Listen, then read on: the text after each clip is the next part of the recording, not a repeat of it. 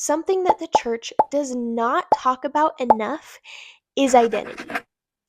And you may be thinking, well, Alina, my church talks about identity all the time. We talk about how you're loved and how you're a child of God and how you're his handiwork. And I would say that's true. I'm sure your church does talk about that. But I think there's a whole nother type of identity that the church often doesn't mention. I think there's two different types of identity. One, which is the universal identity that we all have as children of God.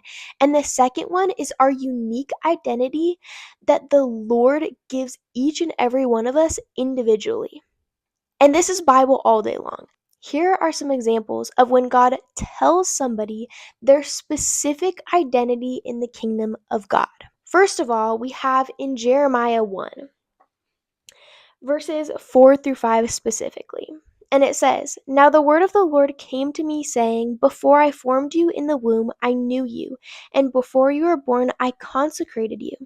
I appointed you as a prophet to the nations." So in Jeremiah's case, God literally told him that he appointed him as a prophet before he was even born. Before he ever had the position of prophet, God called him a prophet. We see this also with David in 1 Samuel chapter 16. David was anointed king long before he ever became king, and he was called a man of valor and a man of war when all he had been doing was just sitting in a field fighting bears. And he had never been in a war before.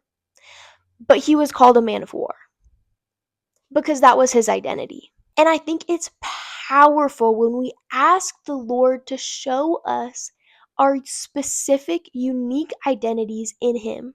So I just encourage you guys today to give to the Lord the lies that you've believed about yourself, and in return to ask Him what your unique identity is and see what He tells you, because it might just surprise you.